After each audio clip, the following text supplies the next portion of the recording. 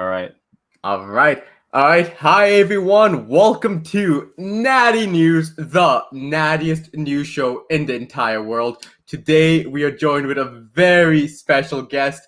Pat, you have the honors. Let's introduce our fantastic guest.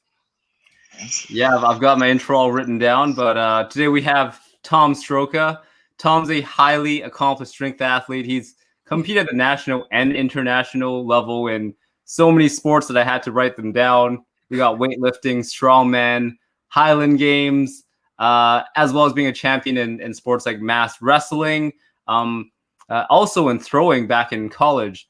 And aside from that, I mean, of personal interest, Tom is a strength coach I've been following for quite a little bit. He's the owner of the Strength Agenda, as well as something really unique, which in his role as a PE teacher, where he not only just teaches to move around, but also actually teaching them the theory of strengthening and conditioning, which is something that's been super unique that I really haven't seen anywhere else at all. Tom, how are you doing?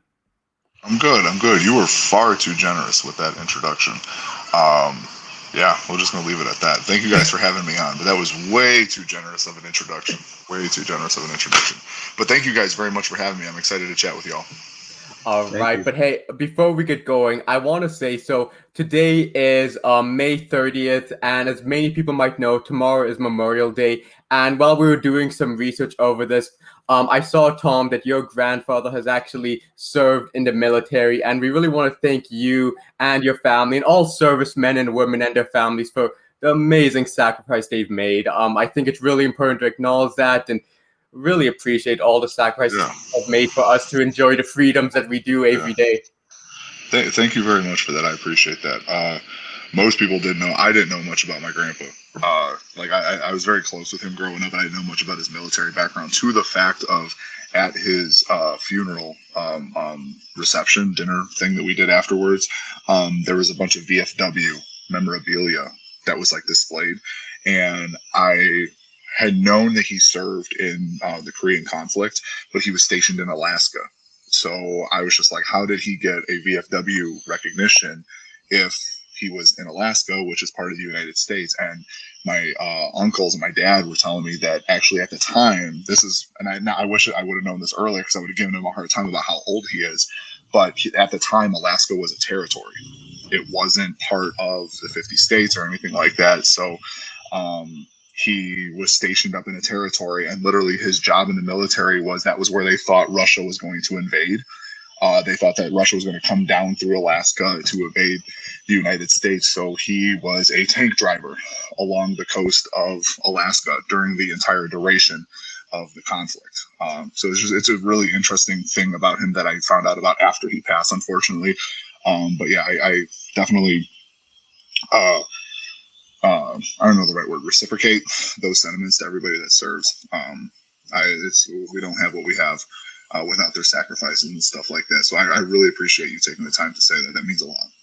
Oh man, oh, I can only imagine how cold it must have been being in one of those giant metal tanks in Alaska. Like, Yeah. He told us some of the stories about it, but as a kid, I never put two and two together. About random moose and bear just wandering into camps and stuff like that, and they had to take care of it, sort of a deal. I never put two and two together, but he literally was in the middle of nowhere. And at the time, they had a couple of little villages and stuff like that, a couple of towns along there, but it was just this one big military base that just patrolled the entire coastline. And they had checkpoints and stuff like that. So it was definitely an interesting time. I can only imagine. Expecting something that never actually happened, and just the anticipation and the anxiety of that situation. yeah. I mean, it kind of shows how much we take granted nowadays, is how Yeah, safe and secure we are all the time. Well, yeah, even not too long ago, 50 years ago, there's so much uncertainty going on. yeah, yeah. It's pretty crazy. Yeah, but anyways, to kind of go into our main conversation. So, Yeah, like Pat was saying, you've done a ton of strength spurts. You've been yeah. involved in a lot of different ones. So maybe can you tell us a little bit about what got you first into it? What's we all have our story of when we picked up our first weight. What Yeah. motivated you to kind of first get into the gym, start getting into strength spurts and all that? So I don't know how old you guys are, and I'm probably going to date myself with a lot of people saying this. But I first got interested in strength watching the old superstars competitions back in like the show aired in the 80s. I was born 86, so like I would watch the reruns with my dad and stuff like that. And there was an athlete by the name of Brian Oldfield. He was a shot putter, actually competed at a couple Olympics, had the unofficial world record because that was at a time where you couldn't be paid to compete, and he took money to throw shot, and so he threw the furthest. He had the furthest throw in history for the longest time, but it was never recognized as the official world record because he was considered a pro athlete. Yeah. And so the Superstars competition, what it was they took the best athletes from all of the different sports and put them all together in this competition where they would run, the 55 meter dash. They had a weightlifting competition, like a shoulder to overhead competition. They had a bowling competition. They had an obstacle course race, all sorts of stuff like that. And so like I first got involved into strength training watching that. I was a little kid, about 10, 11 years old with my dad. And I asked my dad for a weight set. I was like, because I wanted to be like that. I was like, that was cool. Like I grew up with the Bulls in the 90s and stuff like that. Couldn't relate to the basketball players of the generation and stuff like that. I was born after the Bears had their run. The Bears sucked when I was a kid, so I really just didn't pay attention to the Bears. Blackhawks weren't really all that good. Cubs and White Sox. I was a South Sider, so I'm a White Sox fan. But like I really just couldn't relate to baseball players. Basketball was like the big sport when I was a kid, but just couldn't relate to anything because I was a short white kid. Like I just like I guess I was a little heavy set. Like nothing really appealed to me. And then I saw the Superstars competition watching with my dad. And then on the same network, they started to air the old World's Strongest Man competitions around Christmas time every year. And so I started watching the World's Strongest Man, and then between the Superstars and seeing Brian Oldfield, I was just like, I look like that guy. Or like I related to that guy. So I asked my dad for a weight set, and he bought me one Christmas. I think I was like 13 or 14 years old. I was 7th or 8th grade. He bought it for me for Christmas. One of those plastic Joe Weider weight sets, and it had the bench that like raised up so you could squat out of it, and then it had the little leg extension thing at the end of it. Like it was like one of those little like all-in-one Joe Weider bench press set things. And I spent hours down in my basement. Just it came with like the little map that had all the different exercises and stuff like that, and I got to a point where like I would just do I put a weight on there and I'd give myself like an arbitrary number, and I was like, once I could do X amount of reps, then I can add weight, and I would just keep doing that until like I maxed out like the whole set and all that stuff. And by the time I maxed out that set, I was going into high school, and my dad's like, yeah, you're gonna he signed me up for, at the time my high school did summer strength and conditioning if you wanted to go out for football. And so this was over a course of 2 years. Then my freshman year, they didn't allow freshmen to do the summer weight room. Like you could if you wanted to, but like nobody really did. And so my dad signed me up for it, would drop me off, or my mom or my dad would drop me off after, or around like 4 or 5 o'clock in the afternoon, and I'd be in there for the entire time working out with like the varsity football team and stuff like that. And it was just through the years, like the weight room was my escape. Like I said, I was a heavy set kid. I was also goofy looking. Like I hit my growth spurt when I was in 5th grade. So I was way taller than everybody around me. And I was like super thin. Like I literally looked like one of those little alien caricatures you see. Like I was just super tall, slender body, big head. Like I was a goofy looking kid, and I got poked fun at and all that stuff. And so like the weight room was just my escape. Like I can go home, go down in my basement and just lift. My brothers wouldn't come down there and bother me. And at school, like I just go into the weight room. It was an old dungeon-y type setup and things like that. And I would just go in there. They'd have loud metal music playing. Everybody else in there was minding their own business and lifting and stuff like that. The weight room was just always my escape. So yeah, I went through sports. Like I played football, did wrestling for a little bit, did track and field. I didn't like football as much as I thought I would, simply I hated the fact that like I could try my hardest, but I still could lose because somebody else didn't do their job. So I started to gravitate more towards the individual stuff. So track and field really stuck with me. I started out as a sprinter in my high school, and then I got too big and got slow. And instead of getting yelled at by because I had a huge growth spurt from like my junior year to my senior year, sophomore to junior year, I went from like 180 pounds to like 215 pounds. And then from my junior year to senior year, I went from like 215 to 240. It's like I hit a big, like I started to like widen out a little bit more, and I just wasn't fast. And so instead of getting yelled at by the track coaches, I went down by the throwers, and the rest was history. I ended up throwing. I ended up doing that in college. I played 1 year of college football, and it was, just not to offend anybody that plays football or the school that I play for, but it was seriously one of the dumbest experiences of my life. Like I couldn't believe that I was doing this. I get why people enjoy it, but it just wasn't for me. So I stuck with track and field. I was a 3-time All-American at Aurora University in shot. And then I just started doing all sorts of other things. But the weight room I always gravitated towards the weight room. Like I was that guy on the track team that I would spend more time lifting than I would throwing. And the coach would have to come out and be like, all right, we're throwing now. Like get your butt out of the gym kind of a deal. So, it's just the weight room's always just been a thing for me. It's always been a staple in my life, and I don't ever see that changing anytime soon, no matter how old or how broken down I get. Beautiful. I mean that's exactly our sentiment. Now, unfortunately, none of us were extremely high level throwers like you are. I have to ask, how tall are you, Tom? I'm only 6 foot. Okay, 6 foot. Okay. A lot of people think I'm like either like way taller. Like I get all the time. So I have a kyphotic curve in my upper back. Okay. So I have a little bit of a hunch. My fiance and I joke around that like if I didn't have that, I'd probably be closer to like 6'1", 6'2", because right. I have a 7 foot wingspan. Like my arms, like I used to get called like a chimpanzee, like a vanilla gorilla, all those nicknames in like high school and college. The grape ape, like all those nicknames all stuck with me all throughout high school and college because I have long arms and legs and a really short torso. And so like I legitimately have.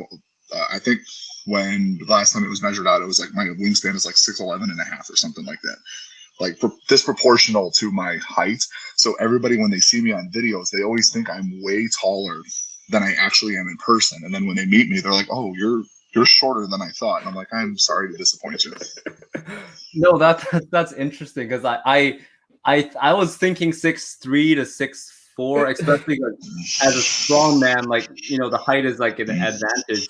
I'm interested to know then, how has that wingspan been positive or negative? You like, I know you were a good thrower. I don't know throwing too well myself. Did you find that was a helpful thing, or was it not so much a good thing? It should have been more helpful. So let me put it this way. It was helpful in some respects, and it wasn't because I didn't know how to use it to my advantage.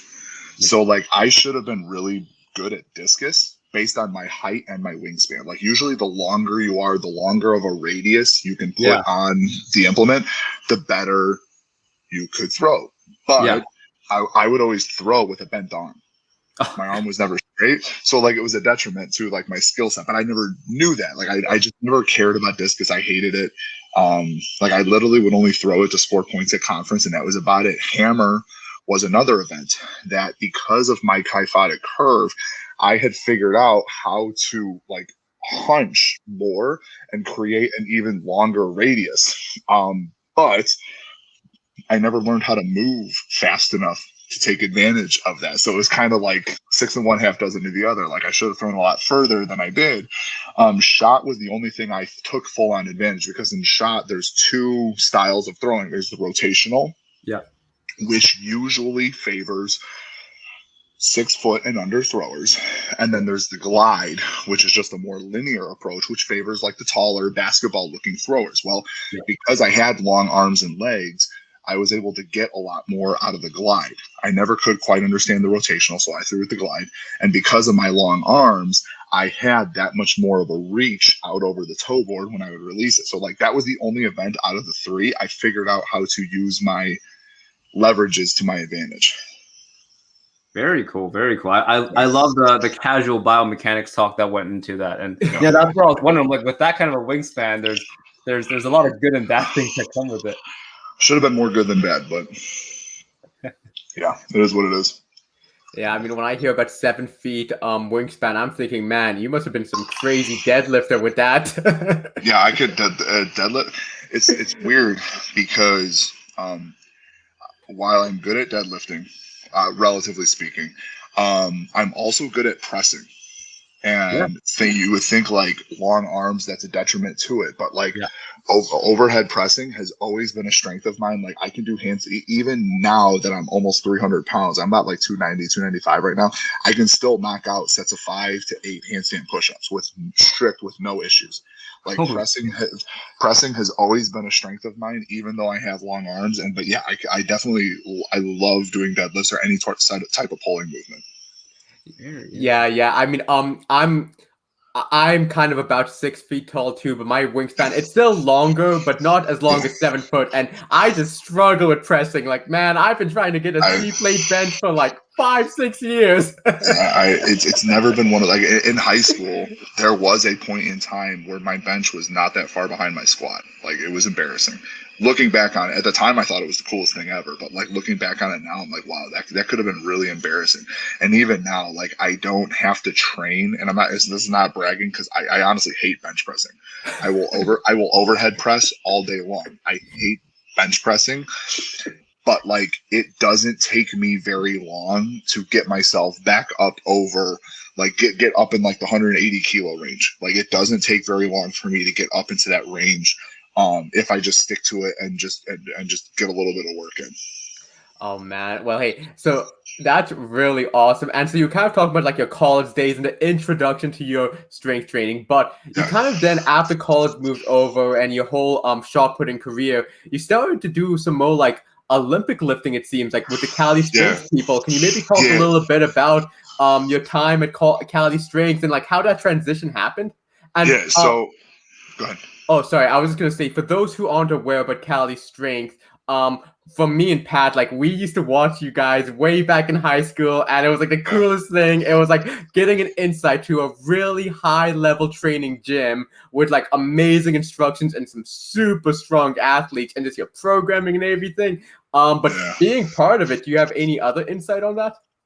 I mean, so yeah, I got introduced to the lifts in college. The guy that was the head athletic trainer was really big on throwers doing lifts from the hang and lifts from the blocks. So I did a ton of hang cleans. And then so the guy that was the head athletic trainer, his name is Terry Smith. He's now the head athletic trainer at Alabama A&M. He got me into hang cleans, and just with a little bit of his cues and stuff like that, I was able to do 170 kilos at 374, 375 for a hang clean in college. And then another gentleman by the name of Brandon Nally, he's now a professor at Northern Illinois University, but he was helping our women's soccer team at the time. He was an Olympic weightlifter. He was like, hey, you need to give this kind of stuff a shot or whatever. He was kind of telling me some people to reach out to, put me in touch with like a Sayre Park weightlifting club. For those who don't know, it's one of the last meccas of weightlifting left in the United States. It's still in the basement of a YMCA in the city of Chicago. A lot of old school equipment and stuff down there. But so I went down there because there was nowhere at the time. This was before bumpers were real popular. There was nowhere else to really get a hold of stuff. So I went down there, started kind of playing around with the lifts and stuff. I would just go down there and do cleans, had no intentions on doing snatches because I thought it looked stupid.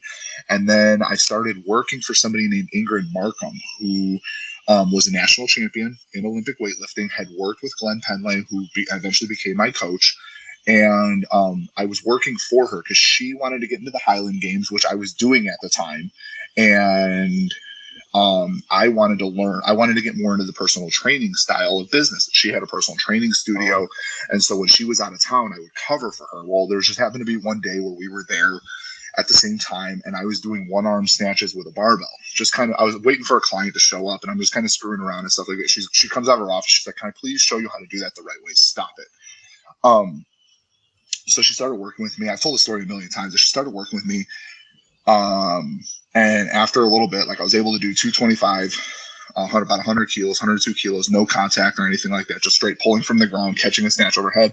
She reached out to Glenn and was like, "Hey, I got this guy. I think he could be really good." I was coaching throwers at the time, so Glenn invited me out there, and I literally, my first introduction. So Glenn picks me up from the airport, and we had talked on the phone, and he was just like, I've seen video of you. I'm trying to decide if you're going to be a 105 or a super. I had no idea what he was talking about at the time. I was like, yeah, whatever you think is best. Like, I'm cool with whatever. Picks me up from the airport. I open the door to his truck, and he looks at me. He goes, "You're not a 105. Get in the car."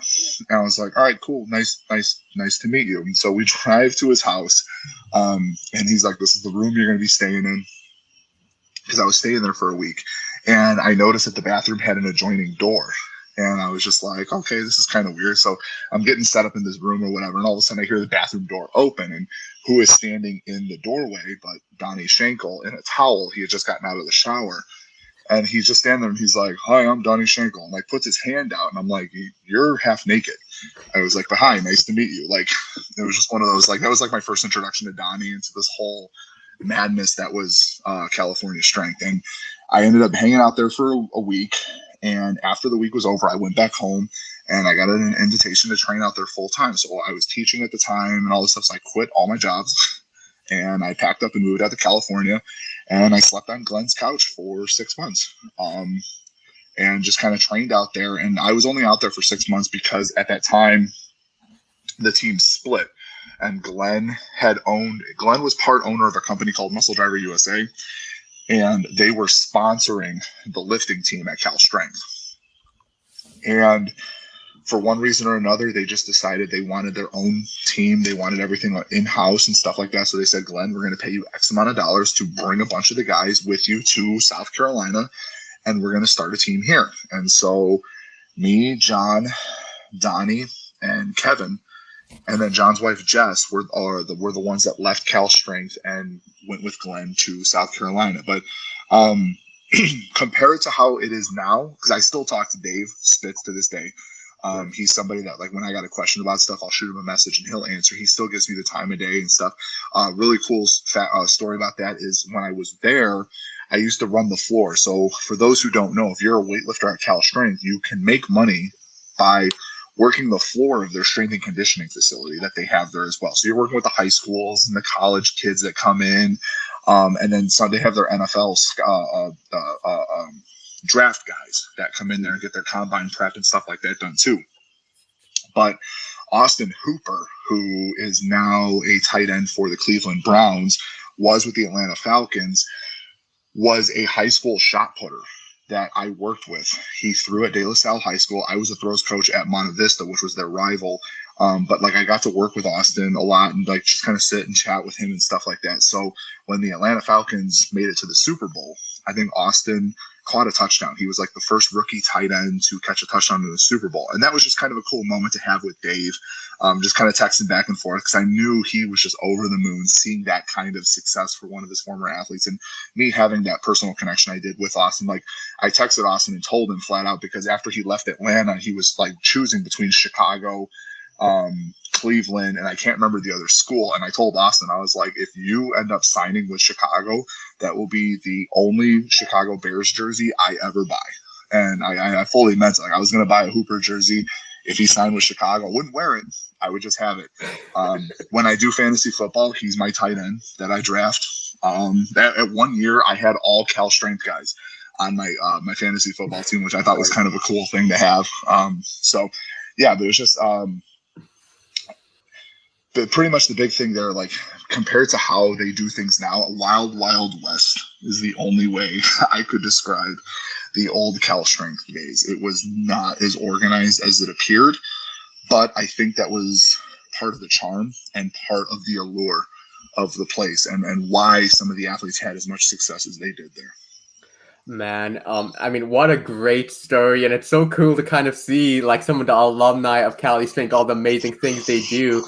And Yeah. you mentioned a really special name, the late and great Glen Pendlay, who was probably one of the greatest American coaches of all time. And Yeah, he was up there. Definitely did things that people only dreamed about doing. I don't think people understood how much he actually like truly loved coaching weightlifting, and how badly he wanted to see America weightlifting succeed. Like, there are a lot of things that are in place now because of things and ideas that he had. I mean, since Bob Hoffman of York Barbell there's never been another professional weightlifting team like what we had at Muscle Driver USA. A lot of other people have tried doing it, and it didn't last near as long. Like, granted, MDUSA did not last a very long time. I believe the timeline fully runs 2012 to April of 2016-ish. Is when, like, it was like May of 2012 to April of 2016 is how long MDUSA officially, I think, was running as a professional weightlifting team. And I don't believe there has been another team that has been able to maintain what MDUSA did for so long. Yes, they made a ton of mistakes along the way, but a large majority of the success and why that was even a thing is because of Glen. Man, yeah, there's not enough words to kind of talk about the impact and achievements that Glen had given. But as someone who's actually worked with him and lived with him, can you maybe talk a little bit about what made Glen so special and was able to create so much success in his athletes and team? Rain Man. He was a Rain Man of weightlifting. He could recall lifts that you... Now, I will say this. Apparently, I knew 2 different Glens. Apparently, there were 3 different Glens altogether. I knew Glen before his stroke in 2013. Then there was the Glen after his stroke. And then apparently between the Glen post-stroke and before he died, there was a different side of Glen that I never got to see. We didn't communicate that well because I didn't leave MDUSA on the greatest of terms. And I kind of regret that now because there are definitely there are definitely things that I'm getting emotional talking about. There are things I would have loved to have asked him about as being a coach and trying to navigate these waters. And he was just definitely somebody, he knew the most obscure facts about the sport. He knew the history inside and out. And there were just things about him that nobody was ever going to understand. His brain worked in a different way, and his brain was 100% focused on weightlifting 24/7. The man would give the shirt off his back for all of us. None of us paid rent that lived with him. I had 3 rent checks ripped up in my face, and he told me flat, he goes, "I don't want your damn money, just lift some weights." Like, that was multiple times he told me that. So for somebody to, just kind of take that kind of, and especially somebody like me, I had not done anything in the sport up until that point, but he felt otherwise and acted accordingly. Like, he would not let me pay for rent. I'd chip in on groceries and stuff like that, and I'd cut his grass and take care of his dogs and stuff for him, just kind of show him I appreciated it, even though I was just sleeping on the couch. But I was still very appreciative of the time and effort that he put in. But, like, he would go to the store. Like, I remember getting woken up one morning on a Sunday. Sundays were our only day off. Only day you ever had off. You got to sleep in on Tuesdays and Thursdays, but Sundays were your only day off. And I remember him waking me up at 8 o'clock in the morning in his underwear, being like, "Hey, Tom," he goes, "we got to get up." He goes, "Tri-tips on sale at the supermarket. I need you to come with me." And so, like, he woke all of us up in the house so we could all go, and whatever the sale was on Tri-tip, we all got as much as we could each individual. And we just, like, got in the line with our carts. He paid for his order, handed the card next to the person behind him and stuff like that. And then we got home. He put it all in the fridge and the freezer. He goes, "All right, that should be good for a couple weeks." Like, he wasn't doing it because he liked Tri-tip. Like, he was just trying to get as much food in the house for us so we had enough to eat to fuel our training and stuff like that. And, like, a lot of people don't know that kind of, side of him. There's a lot of other things that either get villainized or talked about and stuff like that, but that was at the core, that was his person, that was who he was, and that was what he thought of the sport of weightlifting and the people involved. And you didn't have to be one of his guys. I've talked to numerous people that have never been coached by him that he absolutely loved and adored. And so it's just he genuinely loved weightlifting, and it was, looking back on it now, like, I was very fortunate to get to learn from him the way I did. And it was really cool because I'm one of those, I always want to know the methods of the madness. And him and I, on multiple occasions, had really long discussions about weightlifting programming, philosophy, where he saw programming going, why he did what he did in terms of programming and meat coaching and things like that. So there was just a lot that not a lot of people knew. Seb, I'm going to butcher his name, Ostrowitz, the guy who does Weightlifting House, Yeah. put out a book about the Pendlay method and stuff like that, and Yeah. it's a pretty close representation, and does a good job of scratching the surface of Glen and his contributions to the sport. Great. I've heard of that book from Seb being promoted a lot. So definitely with your recommendation, I'm going to give that a read. That's amazing. It's the. Let me put it to this much: I don't read hardly ever. I just don't. It's just never been a thing for me. And I bought 6 books to read in 2021, and so far that's the only one I've finished. Good. Well, if that's ever a good plug, there you go. And I think, yeah. And I think something that's not like, like everybody knows that like Pendlay was a great coach, but like he had a master's degree if I'm not mistaken too, like highly educated. So I don't know how well this is known. He was a defense of his dissertation away from his doctorate, his PhD, but instead he decided to sell his research to the Carmichael Training Center instead of defending his dissertation. Really? Yeah. Man, so that's crazy. Yeah, he had performed research on hormonal stimulus and adaptation to the response of training, various training stimuluses, like how the hormones responded to various training stimuluses and how that could be manipulated in athletes to get the most out of drug-free athletes. That was what his dissertation was on. And instead of presenting it to get his PhD, the Carmichael Training Center, which is where Lance Armstrong and a lot of high-level Olympic cyclists were training at the time, approached him, offered him a chunk of money for the research and the rights to everything, and he sold it to them. So he never ended up getting his PhD because he sold his research to this training center. Wow, I don't know if many people at all out there know this fact. That's crazy, and that really aligns with his dream to make American weightlifting great. I mean, like his research most research is a load of stuff no one reads, but that would be amazing. He ended up taking the money, and that's how he started Pendlay Barbell, making his own barbells. He invested the money in the machines to buy the barbells and stuff like that. That's how Pendlay Barbell got started, and then eventually Muscle Driver USA bought Pendlay Barbell from him. Oh, I see. Every step in his life was just weightlifting. It was always about weightlifting, no matter what he was doing. Wow. Yeah, I'm super interested in this study. Like that seems like I've heard of these things about like different like compound lips can affect the hormonal systems in different ways, but to kind of optimize it and all that, that's really crazy stuff. And that was why he programmed the way he did. It was just based on a lot of the research and stuff like that. And it was very unorthodox at the time. Don't get me wrong, it was not foolproof because it created a lot of injuries, it chewed up a lot of lifters, it hurt a lot of lifters, because not everybody was able to adapt and whatever, and adjust to that type of programming, myself included. That's why I had, a very short career weightlifting wise. And, there are people that were in the sport before I got started and are still competing in the sport. And I'm just simply coaching. Like it wasn't for everybody. There were very few athletes that actually thrived in that environment, but this is based on the research that he did, what he felt was the best way to produce an American medalist. Right. Yeah. Right. Well, naturally moving on from that, you mentioned a very short weightlifting career, and we know you've gone on and done some strongman and wrestling and whatnot after. Tell us a little bit about your wrestling career, maybe what the pinnacles were, and maybe a little bit about what kind of led to the end of it. For weightlifting? For weightlifting, yeah. Yeah.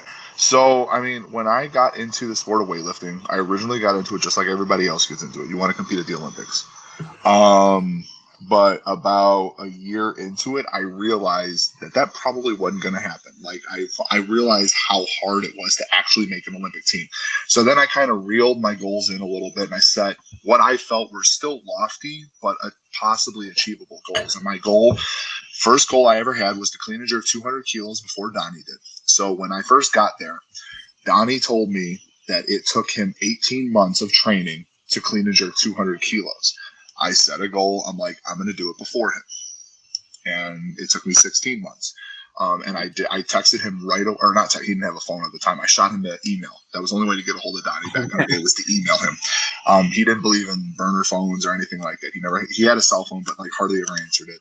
And it was one of those like flip phone, pay as you go things. So the only way to get a hold of him was an email. I emailed him right away, told him that I beat it. And he just kind of like laughed, and, you know, that was that.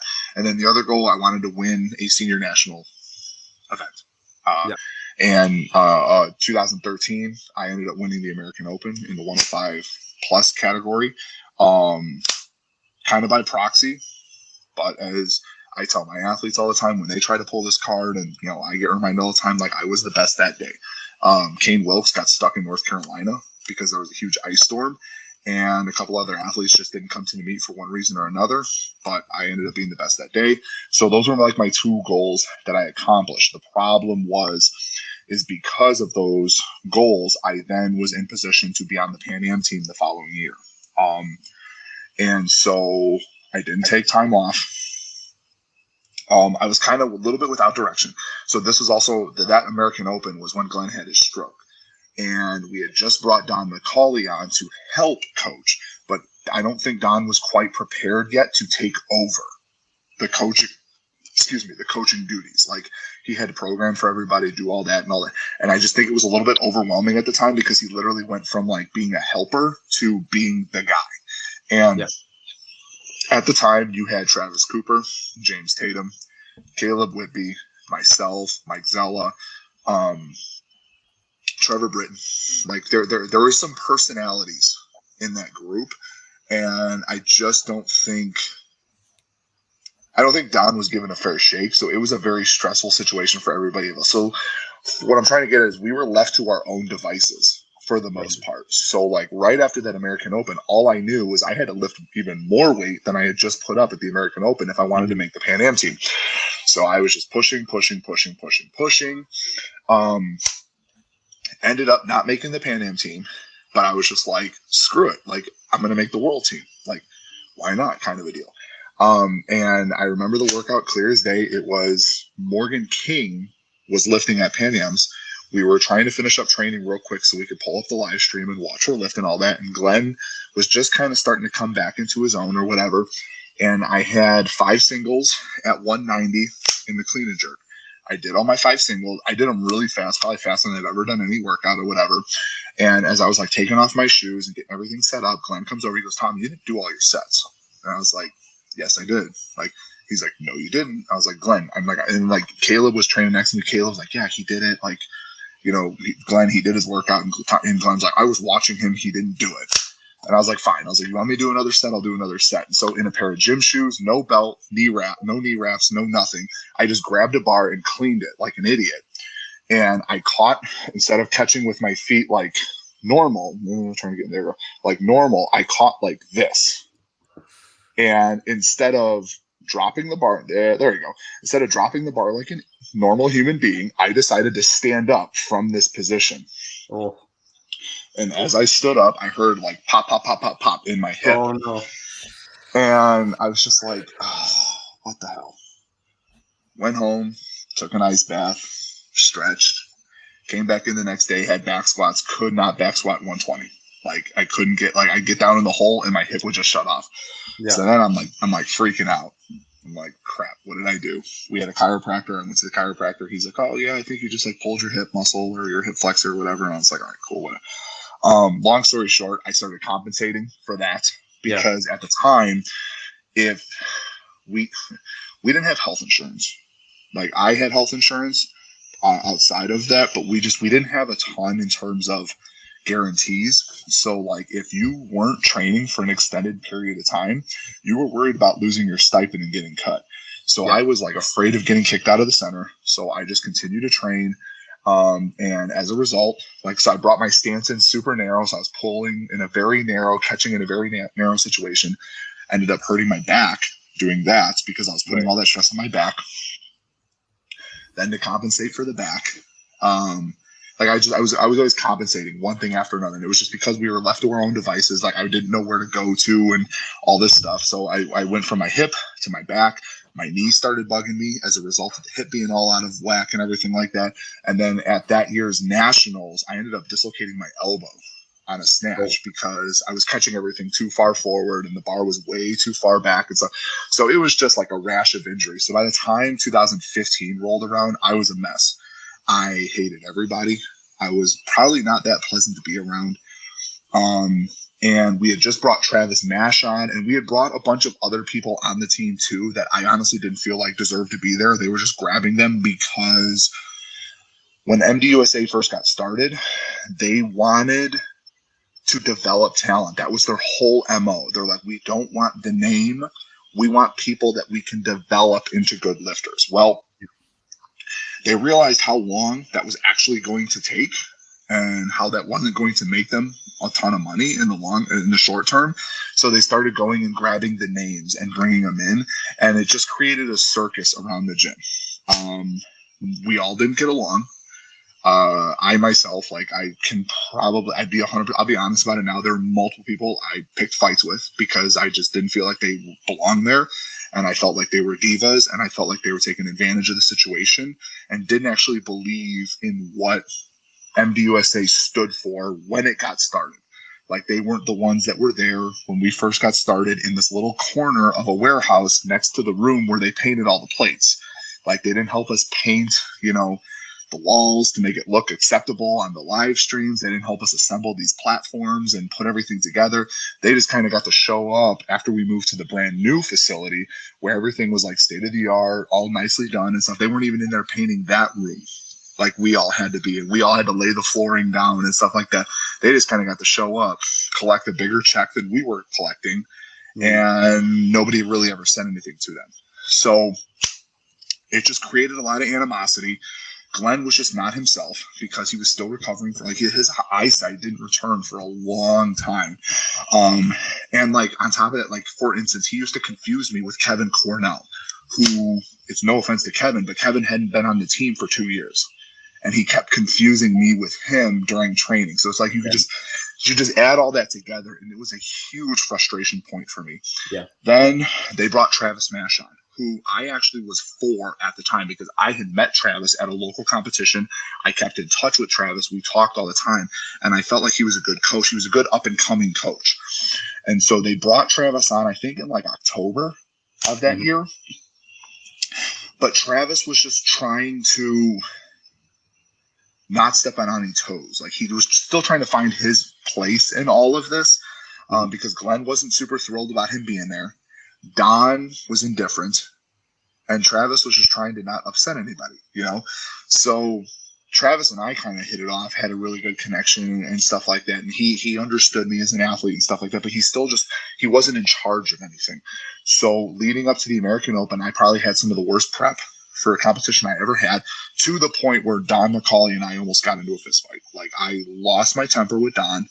I still feel terrible about it to this day, because if you know Don and how not big of a human being he is, I felt like the biggest asshole in the world, like, going after him the way I did. But like, my frustration had just boiled over. And so the story goes that I didn't know about was the coaches all had a meeting with the administration of MDUSA, and they pretty much said there were a couple athletes on a list, and they said, like, if these athletes don't perform, we're cutting them from the team. And I was one of those athletes. Well, at the American Open, Travis Nash was my handler. Like, he was the one that was counting my attempts for me and stuff like that. He knew about all this, but he didn't know how to tell me. So at the competition, so I had won the year before.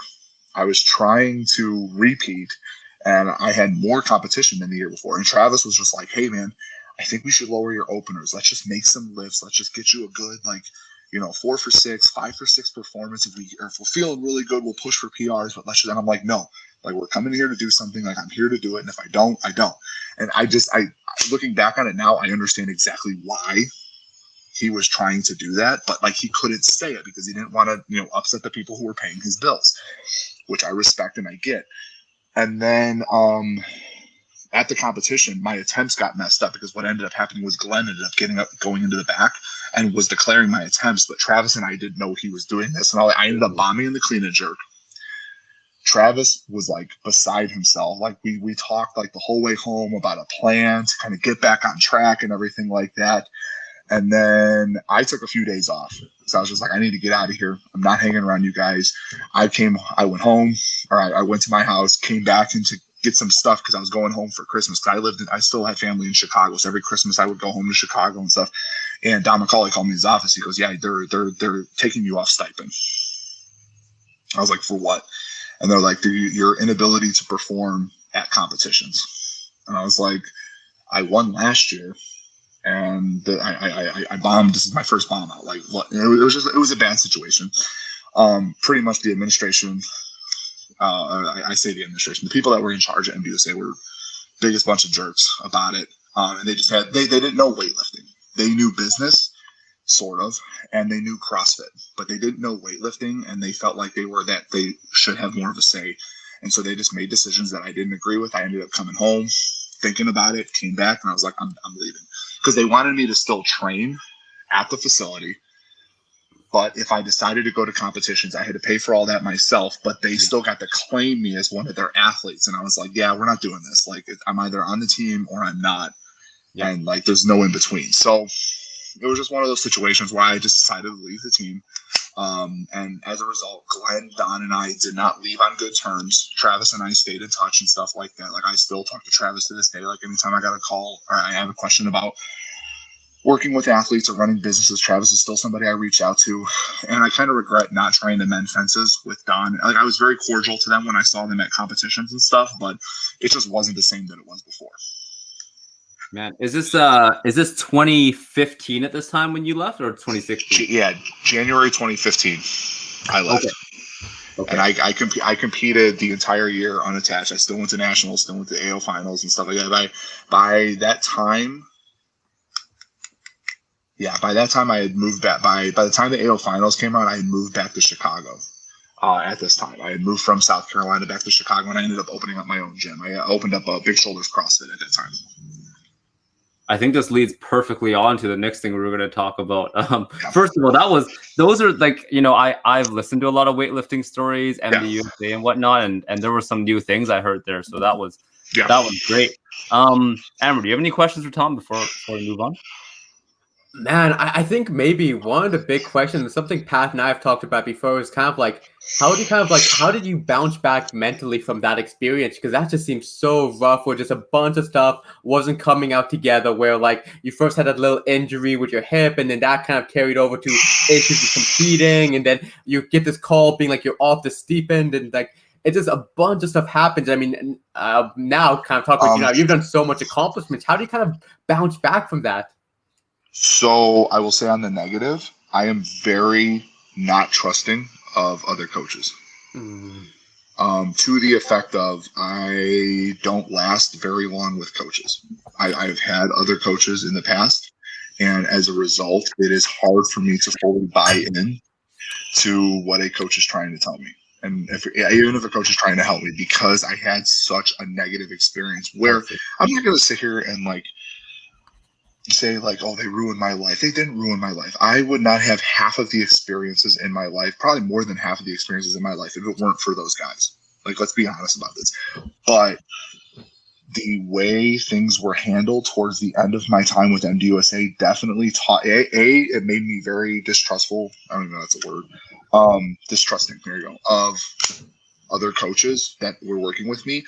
But probably the bigger thing that it taught me was how I wanted to be a coach and how I wanted to interact with my athletes. And it literally, like, a lot of the things that happened showed me what not to do in those situations. So it definitely helped me as a coach, because I started coaching athletes at the end of 2013. Because I would help Glenn with his Pendlay seminars and stuff like that. And I would talk to athletes at these seminars. And eventually it got to the point where I had a couple of them message me, say, hey, would you write some programming for me? And I was like, yeah, sure. And so it started out with 4 athletes that I was just writing programming for. And then it just grew slowly, because what people don't realize is while we were being paid to lift, we were only making about $700 a month. Well, at least that was my stipend. I was making $700 a month.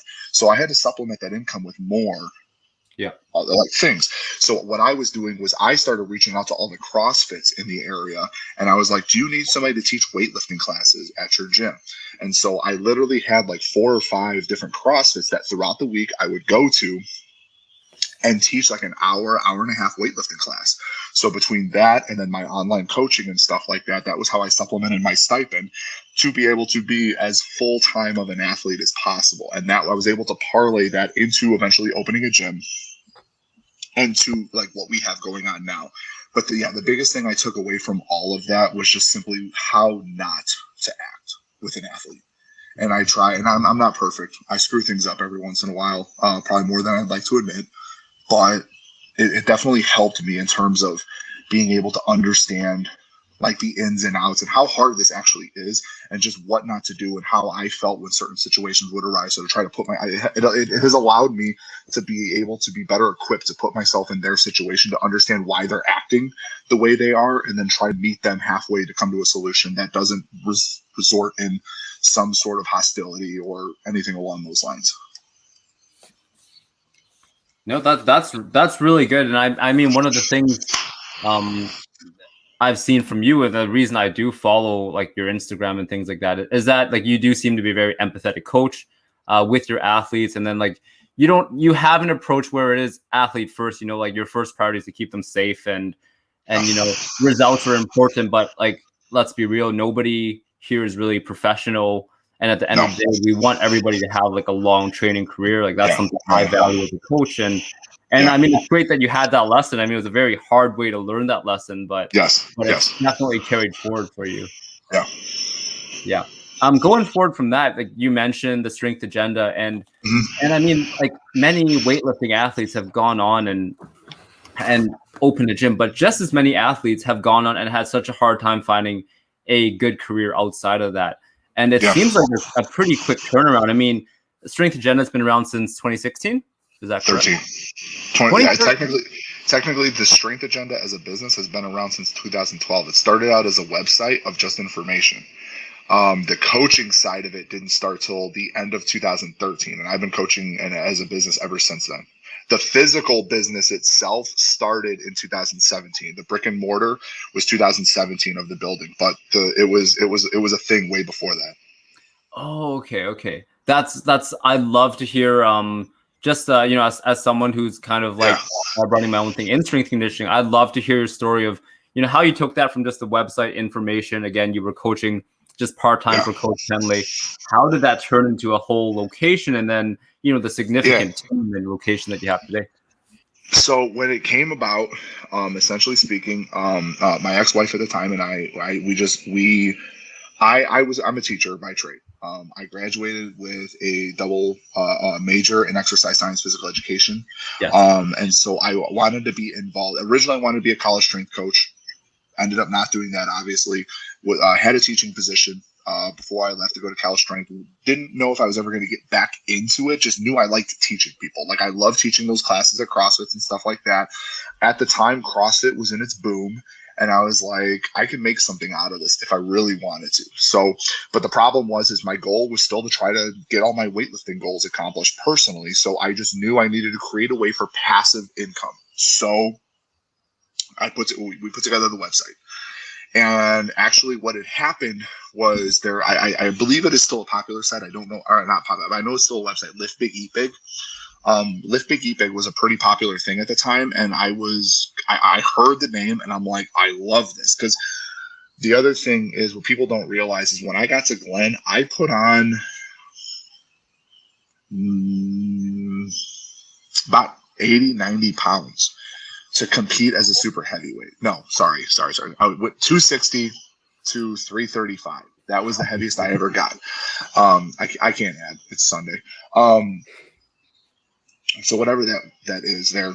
But that was how much weight I had to put on. And it was literally like force feeding myself to get up to that weight because that was just what you did back in the day. And RP strength wasn't a thing. There was no nutrition coaching or anything like that. And I felt like I was pretty healthy for being a 320 to 330 pound individual. So there was nothing out there that just gave recipes. And so like I didn't like to cook. I liked things that were simple and easy. So I started putting this website together that just had a whole bunch of recipes, to the point of people still use, like, there's one recipe on there, the cilantro lime rice. It's a knockoff of what you get at Chipotle that people still tell me about all the time that they make. I still make it here. Like I make batches of it for the week and stuff like that. Like, it was just one of those things, like a bunch of different recipes. I started doing interviews with athletes and stuff like that from across a lot of strength sports, because I've always just loved strength. So I liked talking to different strength athletes. I would put interviews up on this website. I would answer questions, do like AMA type stuff and things like that. So it just started off as an information-based thing. And then, like I said, I was coaching classes and I was helping Glen with his seminars, and athletes started reaching out to me saying like, hey, would you write me some additional things to do outside of your class? Or would you write me some programming? And so, like I said, I started out with 4 athletes. A lot of the guys at the gym thought it was a stupid idea. They're like, how are you going to remote coach athletes because you can't see them in person? And I was just like, well, they're going to email me videos. I'm going to give them feedback and send the video with the feedback back to them. And it's just funny because that is such a thing now with weightlifting. I'm not going to say that I started it, but I definitely was kind of at the forefront of like remote coaching and stuff like that, satellite coaching. Because back in the day before that, all you would do is just write a program out, like type it out, send it off to the person. Like you had no idea whether they were doing it or not. Yeah. So YouTube made that, YouTube and Google made that really easy to do. So kind of grew from there. And then when I was done with weightlifting, when I started coaching athletes, I had a couple athletes. One of them I still coach to this day. His name's Chris Moranum. He started getting pretty good, to the point where he competed at senior nationals when I was competing at senior national. He competed in the old 85 kilo class. Right. And I had told myself, once athletes of mine started competing at senior nationals, I was done competing. And the reason for that is, and I will argue with anybody who says this, but I have yet to see an athlete be both a great weightlifter and a great coach at the same time. It's physically impossible. And the reason I took that stance was I see coaches do this where they will coach at the meet all weekend, and then on Sunday it's their turn to lift and they have no energy, or vice versa. Like because now I have guys that compete in the same weight classes that I do, and it would be unfair for me to coach them, and then the day of the most important competition of their life be like, hey, I got to go take care of myself. You're on your own. Good luck. Like, that's just not fair. I also don't train with my athletes. I refuse to. I stand by that too. Nothing drives me nuts more than coaches training with their athletes, because they're not paying you to be their training partner. They're paying you to be their coach. So for me personally, and I think that's why my transition was easier than others may have been, because when I got started, I created these hard lines that was like, this is what we're doing, this is how I'm doing it, and we're going to see if it works, and if I need to adjust, I'll adjust. Very cool. That's a great story. So my coach, I don't know if you know him, but Jeremy Martin is out here in Vancouver, but I've seen it firsthand. So he's totally an athlete first coach. And one weekend out in Victoria, he coached, I think it was 17 total athletes. Mm-hmm. And he was like a 102, 109 or something like that. So we competed in the last session, and all of us stayed to watch him. And he came out just looking like half of himself. Terrible. Just you could see it in his eyes, like it's such an energetic guy. He just looked dead. I don't know how he still made his national total that day. But your point is correct. You can't be a great coach and still be competing at a high level. You got to prioritize something. Right. And I mean, especially too, like the other thing too is at the end of the day, while it's as cool for some people to say, hey, my coach is X, at the end of the day, they still want that coaching. So like if you're constantly gone for competitions and stuff like that, selfishly, you're not going to make a ton of money. And that's probably a conversation I have more often than not with a lot of people that are making that transition. They're like, man, I'm just not making as much money. And I'm like, well, how often are you around the gym? Like, if you are running a brick and mortar, like, unfortunately, you've got to be around, like, whether you want to or not. Like, and I have learned that the hard way. Like the first CrossFit I opened a CrossFit, 2016, Big Shoulders CrossFit, And I originally opened a CrossFit because I thought I needed CrossFit to build a weightlifting team. Like if you had those athletes that just hated the cardio, just wanted to lift the weights, I'm like, hey, come on over here. I got something for you. But at that time, weightlifting started to surge. And I had people that were just coming to me at the CrossFit because of the weightlifting. And I had people that would reach out to me and say, I really want to work with you, but you're within a CrossFit and I work at another CrossFit and I don't think my owner would be too happy about me training at another box. So I started to realize that a weightlifting gym could survive on its own, because when I first got involved in running a business, that was the moniker. You can't make money off weightlifting, coaching weightlifting, and a weightlifting gym cannot survive on its own. Well, I've been able to do both of those things. And so after a year of having the CrossFit, I had a business partner and I went into his office and I said, look, I just want to focus on weightlifting. I said, I need you to buy me out. I'm done. I'm going to take my lifters. And I had a couple sports performance kids at the time, but they were doing their weightlifting thing too and all that stuff. And I was just like, I'm going to take my athletes and I'm going to go do my own thing. And it was an amicable split. I left. And I rented out this little shoebox of a facility. It was about 2,000 square feet. At the time, I thought it was the coolest thing ever. But like now, looking at the facility I have now versus that, even the athletes who have been in that old facility versus this one just laugh about how things have changed so much. But I opened that facility with 15 athletes in person total. And I had about 20 to 30 remote athletes that I was working with. And weightlifting paid the bills. Like I still, to this day, I have a sports performance program that I run, but if something happened to that sports performance program, like the weightlifting would still be paying the bills. Like it would, yes, I'd make up that income somehow, but it's not going to cripple the business if the sports performance went away. So I'm very proud of the fact that I've been able to buck that trend, and like weightlifting gyms can make money. You just have to do it the right way. And my point earlier was that like I have been there from before the doors open to well after the doors close, at the detriment of other aspects of my life, but it's what needed to be done in order to make sure that it was a success.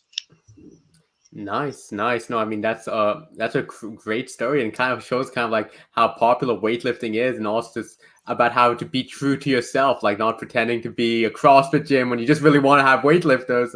Yeah. And I think one thing I want to talk about is especially just the importance of strength training for everyone. I mean, obviously, people can see you're a big guy, like, and a super strong guy and all that. But even in my own life, like as someone who will never ever make a single dollar from lifting a weight, it's been one of the most impactful and best parts of my life. And you make a comment of just like the importance of strength training for everyone, and just the value in getting into this stuff. Yeah. I mean, we have people that train with me that they literally walk in the door, because like we're known as the weightlifting place in our area. We do get some people that like confuse us and think that they can just come in and kind of do their own thing. So everybody that trains at my facility has to follow a program that I wrote. Like it's not a public facility. I tell people that we're a private facility. But we get people that come in and say, I have zero intentions on competing. I just came from CrossFit. I hated running. I just like doing the barbell stuff. Can I do that here? And I'm like, yeah. Like, and I think that's the thing that kind of separates us from some of the other facilities, you know, in our area and in our region and stuff like that, is I don't care what your goals are. We have people all the way from like, would I like everybody to be super competitive? 100%. I'm a very competitive person myself, but I have people that operate all the way from like the recreational, what I call, they come in 2-3 times or 3-4 times a week and just lift and they go home and they're happy with their lives, to the people who are trying to make, you know, nationals and stuff like that, and everybody in between there. And I don't care where you start, what your ability level is. Like if you got goals, I want to help you get to them. And I try to treat everybody in the gym and online and stuff like that with that same kind of like, you know, moxie. Like at the beginning of every year, I sit down with every person that I coach and I do goal setting. Whether you do strongman, whether you're one of my throwers, whether you're one of my general strength people or one of my weightlifters, like I sit down and it's daunting. It takes me about a week and a half, 2 weeks to get through everybody, because we have over like 100, 120, 130 athletes that we work with. But it takes forever to do these meetings, but like, it's just something that kind of like, I just want to know where their head's at and like what they're pushing for and what I can do to kind of help continue along that path. So yeah, I'm not one of those that's like, you have to be a super competitive weightlifter to be training at my facility, because quite honestly, a large majority of my athletes are not.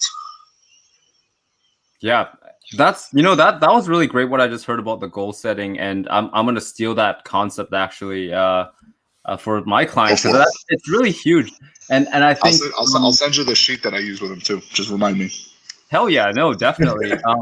Because like, and Anwar and I recently had a discussion about kind of the faults of like one-on-one in-person personal training, which is like, still the most common model out there. And that's where, people pay by the dollar for that session. And a lot of the time you want to provide the maximum 60 minutes. You want to give them the workout. And it's not uncommon for months and weeks on end to go without talking about goal setting, or even just asking about the person's headspace. Like a client could be going through some real shit in their life, and you just never give them the chance to talk about that. They come in and you're having a workout and you sweat. I am constantly, when people come in. So I think I'm pretty good at knowing when something's up with somebody. So like when people come in, I am constantly saying, "Hey, how you feeling today? How's it going? How you doing? You all right?" Like, and then when people leave, I always make sure. I mean, I miss people all the time, but like I try very hard, and it's kind of become a thing in the gym too. People always say bye when they leave, and I'm like, "Hey, great job today. Hey, nice job. See you tomorrow," kind of a deal. Like just kind of giving them that personal, I don't know, just being a human being, like you're not in here. You're not a dollar sign, like you're not like my next paycheck. Like you're a human being that you're coming in here. And like, I have a very strict rule in the gym about not talking about, the hot button subjects. Politics don't get discussed all that often. And if they do, I try to shut it down, even if it's me involved. Like I fall subject to it from time to time, because like people use the gym as an escape, and so it's just one of those deals where I try to be a little more personal around them, and I fail. There are days where I'm in a bad mood and I don't want to talk to anybody, and I just go sit in the corner. I coach, I'll give them feedback and stuff like that, but don't ask me any questions because I don't want to deal with it. Like, we're all human, it happens. But yeah, it's one of those, like, I feel like that's a big key thing that I see missing with a lot of programs and coaches and stuff like that. Not just in weightlifting, just in general. Yeah. No, that's awesome. That's awesome.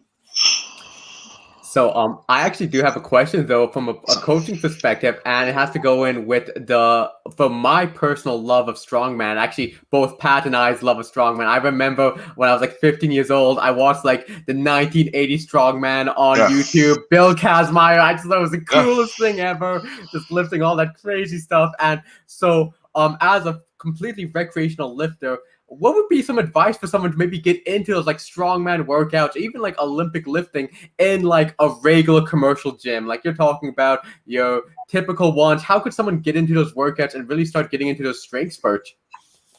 Honestly, there's a ton of free resources out there now that can help you kind of get that all dialed in. Cale Beck, who runs Starting Strongman, actually, I believe, has a training program or templates out there that is literally labeled how to train for strongman in a commercial gym. And so, yeah, I mean, if they have the equipment, that's a plus. I'm always telling Olympic weightlifters that if you do not have a weightlifting gym around you, go to Lifetime Fitness, because Lifetime Fitness has recently done this thing where they have bumpers, they have platforms, and they have Alico barbells in their facility. Now, granted, people use them to bench and squat and curl on, but they're there. And for what you're paying for a lifetime membership, like, you're not going to find many other places for that price that are going to have that kind of equipment. So for weightlifters, I always tell them, like, if you don't have a weightlifting gym, you don't have the money to start your own garage gym, go find a Lifetime Fitness, because they're going to have the equipment that you need. Strongman is a little bit harder because of just a lot of the specialized equipment. But like I said, Cale Beck's got that program out there that literally, I think, is titled like How to Train for Strongman in a Commercial Gym. Just Google it. It exists. Yeah. We're gonna have to include a link of that. No, that is awesome. You're welcome, Cale. I'm plugging everybody's stuff today. Oh man. And I know we've been talking for a while, and we've talked a lot about some of your athleticism, but something I really want to talk about was the mass wrestling, because when Pat was telling me about it and showing me the videos, I was like, this is the craziest thing I've ever seen. Like, it really is a cool sport. Can you maybe explain maybe a little bit about what got you interested in it? Because it is a niche thing. Like, you don't see it too often. So a couple of people have already heard this story. Like, I got into it as an accident. I signed up for a strongman competition that was supposed to be at the Chicago Fit Expo. And the strongman competition was on one day. The mass wrestling was on another day. I showed up for the wrong day, and mass wrestling was going on. And they're like, if you want to do this, this is the sport. Like, whatever. And I was like, yeah, sure, whatever. I did it. Oh, man. I think I took like second, I believe, at the tournament. Yeah. Ulyss Payne, who is an absolute monster of a human being. He's on IG at Payne Trained Strongman. He is just a gigantic human being. Has baseball gloves for hands. I lost to him, surprisingly. And I was kind of hooked. And then like later on that year, I got invited to compete at the World Cup, which was in Hungary. So I was like, sure, I'll go compete for Team USA. And so I went and I competed in Hungary that year, ended up tearing my hamstring, realized that I needed to actually train for this, and I couldn't just do heavy deadlifts all the time because that didn't mean shit.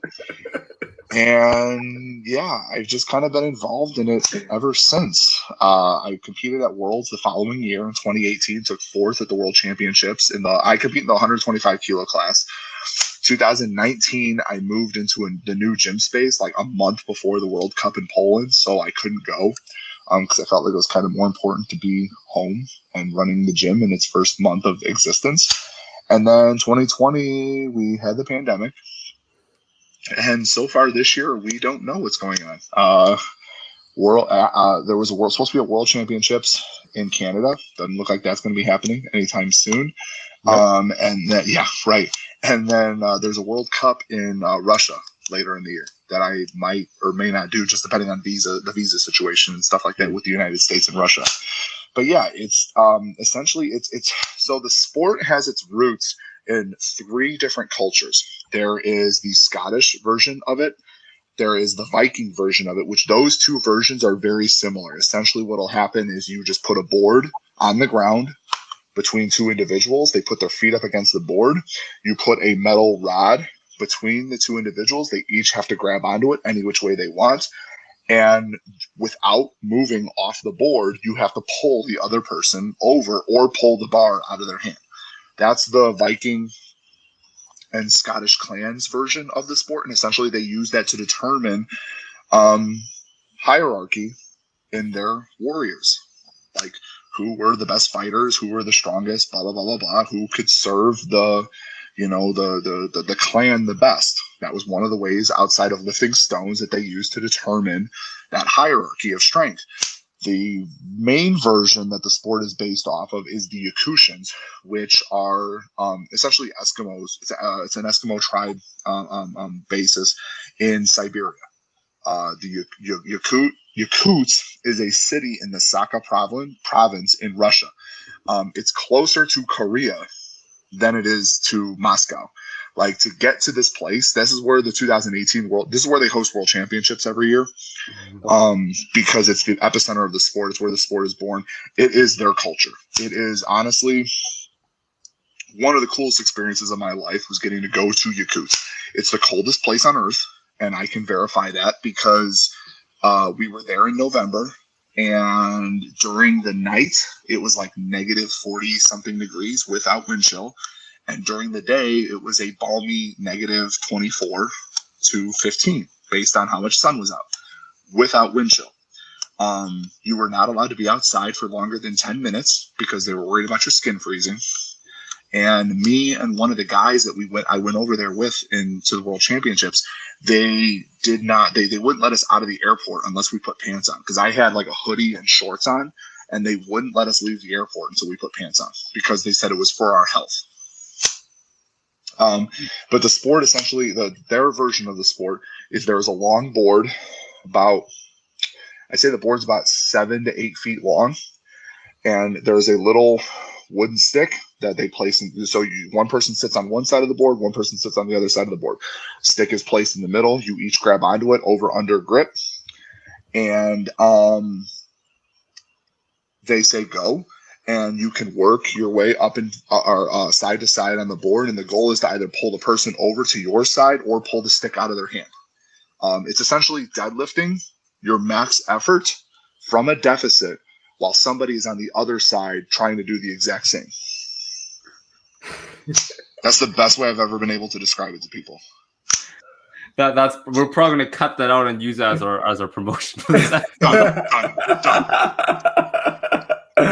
Oh man, it's crazy how you obviously you found your way out of a sport and you literally just rolled your way into your another one, just completely out of the random, and you made it back to world. So that's been like my life mantra. Like from weightlifting, I went into grid, which for those who don't know was like the team. It was like a team, kind of like a team CrossFit type competition. CrossFit, right? Yeah, I got drafted to the New York Rhinos. I was actually Wes Kitz's backup. So I did that for a year. Then the league folded, and then from there I got into the Moss Wrestling. And then from the Moss Wrestling, I got back into the Highland Games. I was on the pro circuit of the Highland Games for a while. And then now I'm kind of making the transition over to strongman. Now, probably going to end up trying to pursue a pro card at some point down the road. But yeah, I've always just been able to just kind of roll one thing into the other. But like at the basis of it is like at the base of it, my training as an Olympic weightlifter is what's been able to allow me to be able to transition to all these sports so well. That's awesome. Well, actually, tell us a little bit more about the strongman pursuits. You know, we've seen you on Instagram casually doing the 365-pound still, which you said was no big deal. But I wouldn't say that. That thing takes a little bit of your soul out of you every time you do it. Yeah, tell us a little bit about that. Now, like, you know, you mentioned obviously coaching is first, but as a casual endeavor, strongman is probably the least casual sport you can do. It's a stressful sport. What got you into that, and how do you manage to train around that with work, keeping your schedule, and then obviously taking care of your athletes? So strongman was actually the first thing I did out of college. I was like everybody else. I got out of college. You're looking for that next thing to do. Yeah. And there was a local gym that had all the strongman equipment that you could want. I started going in there, playing around with stuff. Wasn't particularly fond of the people that were around there as human beings. Quite honestly, they were just not my cup of tea. I was a young 20-something-year-old trying to kind of find my way through life. These guys were all pretty much established. They also would spend like 4 to 5 hours a day training, and I just didn't have that kind of time because I was working a couple different jobs. You know, I was newly married. I was commuting a lot. Like I just had a lot on my plate, and training for 4 to 5 hours a day was just not in the cards. So I built my own garage gym. I built my own Atlas stones. One of my Atlas stones is still at my parents' house. It's now a garden ornament in the backyard for them. I'll send you guys a picture of it. Like it's legit, like just sitting in the corner of my parents' backyard right now. And yeah, it was just one of those. I just really loved strongman, but I was 6 foot, 255, 260 pounds at the time, and that's just I was obviously like full tilt. I was like, I want to be on World's Strongest Man. At the time, they didn't have weight classes. It was just the big guys, and everybody at the time were just gigantic human beings and monsters and stuff like that. And there was no real system to work your way up. Like, yes, you could earn your pro card and stuff like that, but the avenues to getting your pro card were like really hard and challenging. And I just didn't have anywhere that I felt like I could go to learn how to do that. So I got into the Highland Games. I got into coaching. I was coaching throwers at North Central College and stuff like that. I started teaching. Like I just started doing the life thing. And then the plan for trying to make an Olympic team came about, and I jumped on that because I've always operated on the whole thing of saying like I'd rather say oh well versus what if. So like when this opportunity to come and train with Glen became a thing, I was like, yeah, I'll do that. And then after the thing with Glen ended, I lost all my weight. I got back down to like 250, 255. And I was like, I am never going to make CrossFit regionals or anything like that. And then the grid league thing came about, and I was like, oh, I could totally do that, because like it was just built for guys like me with my skill set. And so I all I had to do was barbells. And every once in a while, I'd have to go out and do a muscle up or some handstand push-ups or something like that. And I could do that, no problem, whatever. I do a rope climb every once in a while because of my long arms, I can get up a rope pretty fast and stuff. But primarily, I was just doing barbell stuff. And I'm like, oh, I could totally make money doing this. And then the league folded. And then I got back into the Highland Games because I did that around the same time as strongman. Because Highland Games is just essentially like a lot of track guys transition very well into it, a lot of throwers, because it's essentially just Scottish throwing events. And then I ended up doing well enough to make the pro circuit, which you get paid to throw, and it's a pretty awesome summer job. The competitions usually go from like March through October, and with being a teacher, it's perfect because I don't have anything to do during the summer or anything like that, and I just get to train and throw and whatever because I have summers off because I'm a teacher. And then I started playing around with strongman equipment again. Like, I love sandbag work. So I had a couple sandbags at the gym, and I would sit there and do all sorts of different stuff with the sandbags. And then one of my athletes was really interested in competition, so I got her signed up for a competition. And then another one of my athletes transitioned over from powerlifting, and then I finally convinced my fiance to give it a shot, because I thought that she would have just been perfect for it. Because by this point, all these years had passed, and they created all these different weight classes for the sport. There's subclasses and all these different avenues to compete and get your pro card, and it seemed more well put together and organized than when I first got involved. So then I'm watching all them, and I'm helping them get all involved, and I'm like, damn, I want to do this too. Like, so I just started training with them. I got the Atlas stones for the gym for everybody to train on and stuff like that. Like, I did a competition because during the pandemic I had no Moss wrestling, no Highland Games, no nothing, but there was a strongman competition. So I signed up for it, had a blast, and it was just that feeling that I remembered from when I was younger. And so here we are. I train when I can. I'm getting ready for USS Nationals, which are this upcoming weekend.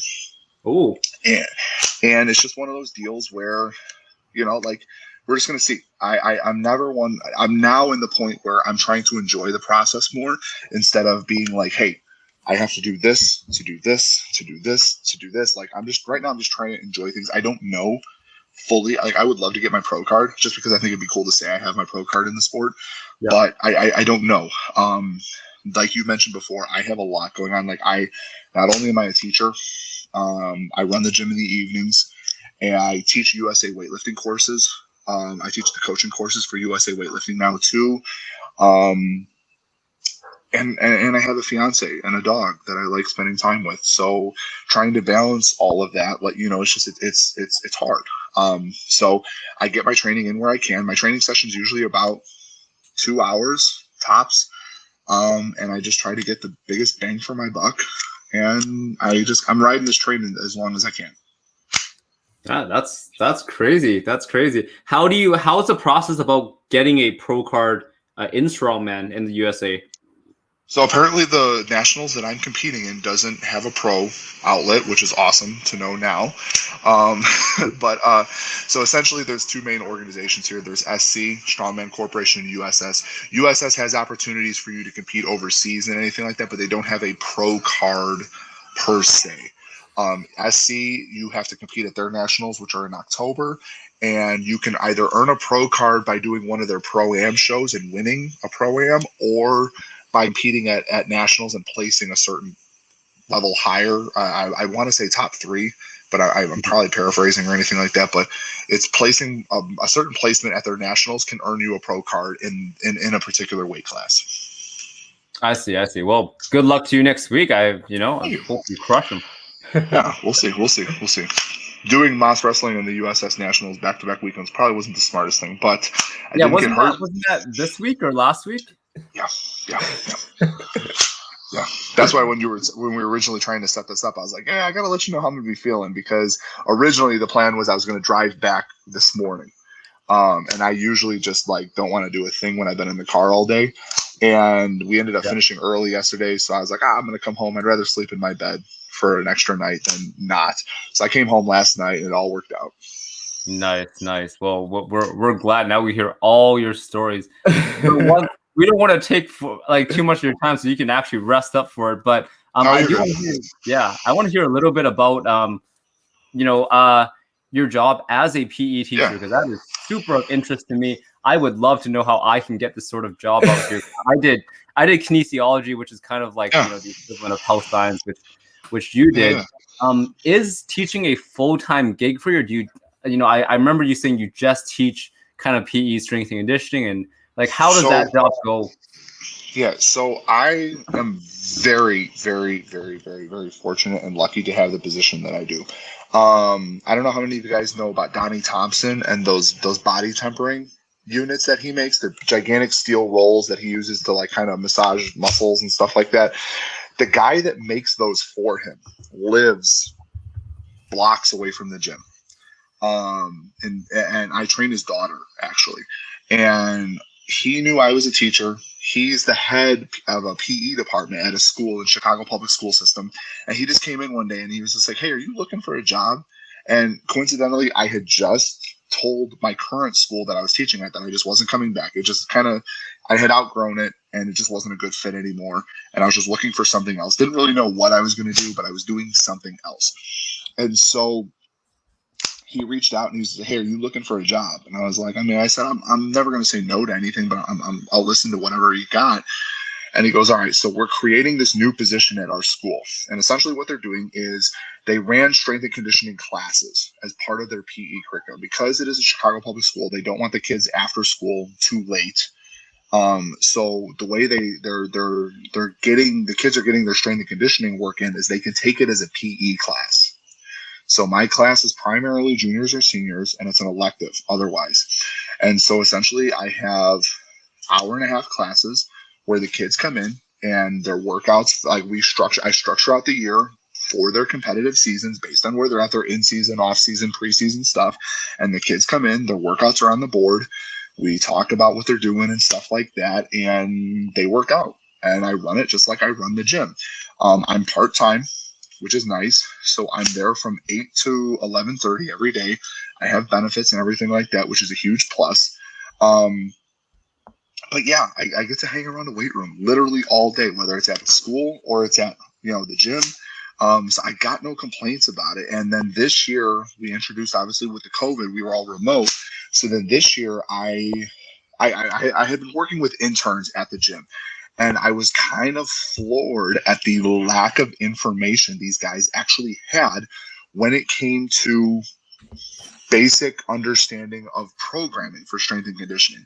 So I decided that with my kids, we were going to take a quarter and just talk about different things. So like first quarter, we talked about the history of strength and conditioning. We talked about like the old time strongman, the history of the Olympics, powerlifting, weightlifting, all these different sports and how they came into be, how ancient civilizations use fitness to determine like your ability to serve in their militaries and stuff like that.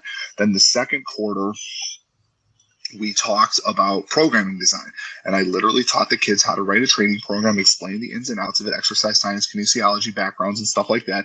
And their final project for the second quarter was they had to write a 4-week training program based on a goal that they had. And quite honestly, some of these kids are going to take my job someday. And then third quarter, we talked about nutrition in terms of just general everyday people versus athletes and what the differences were and stuff like that. And then fourth quarter, we're back in school. We're still doing some conversational pieces and stuff like that, but it's more hands-on. Now what I'm trying to do, because what the kids loved it, they really did love it a lot. The parents have said that the kids absolutely love that part of the lectures. And now I'm trying to figure out how to incorporate it next year when we are 100% in person to kind of give them that well-rounded approach to strength and conditioning. Because I've always been one of those, I want you to understand exactly why you're doing what you're doing. And I don't want you guys to just do what I say because I said so.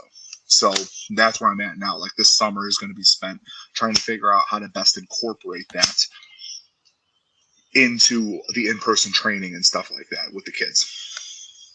Man, that, like, I'm not exaggerating. That makes me so excited. It's really like me and Anna, we had no access to that kind of thing in high school. We had like a health science type of course, but a lot of it is just like, it's like anatomy, physiology, and like, all the too high school, it's the boring stuff. I don't really care Yeah. about that at that point, and there's no context to it.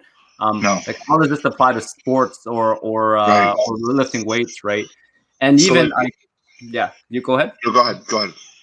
Yeah, no, I was just gonna say, like, I TA'd at my university as part of my master's, and I did the strength and conditioning course, and it's actually a 3rd-year course, and our final project is to write a program, and you know, I saw some good ones, and also saw some not so awesome ones, and it's crazy because it's like this is something you're offering as for high school kids, and like obviously as a public school thing, it takes away that money barrier too that you know everyone can have access to knowing how to at best, you know, take your job, and at worst, you know how to write themselves a workout and eat well for the rest of their lives, which is so life changing.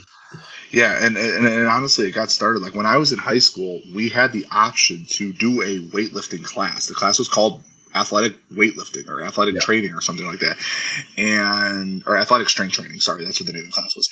And the guy who ran the class was my high school football coach. He's one of them. He's my offensive line coach, and it was just that he was one of those guys that lived and breathed what he taught. Like as you're walking into school every day, you could see into the weight room and he'd be in there before class was getting started, just lifting himself and training and stuff like that. And all he did were these strength training classes. And it was just one of those things that was honestly what got me into teaching, is because like I just enjoyed his classes so much, to the extent of my senior year. I spent most of my time in the weight room. I aided for him for 2 periods, and then I got to take 2 PE classes. So it was just one of those deals. I'm like, that's what I want to do if I get into teaching. I want to be like this guy. And so I'm just able to take it one step further, because that's also my MO. I always take something, look at it, and I'm like, how can I do this better? And then I go from there.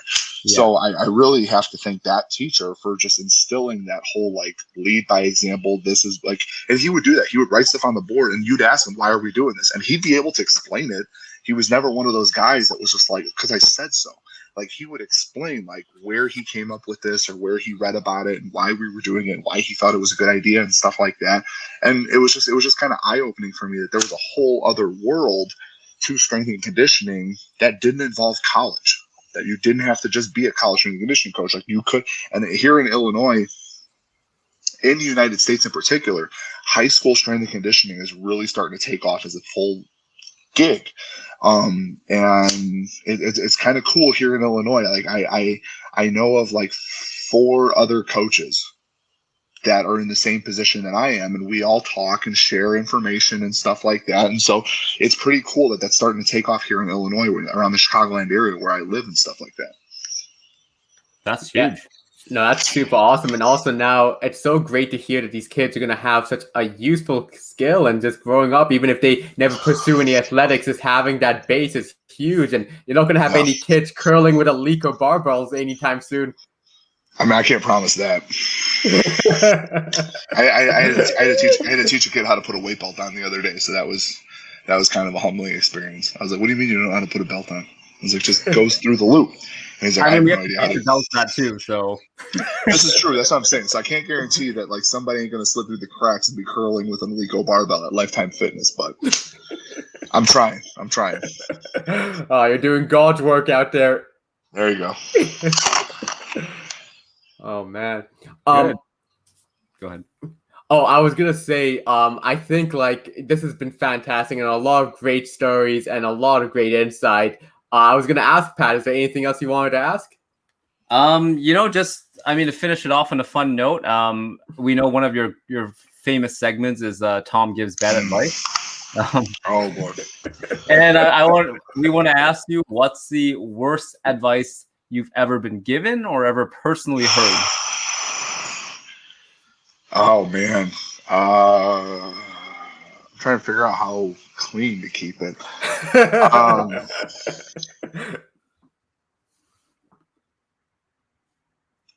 That's tough. That's tough.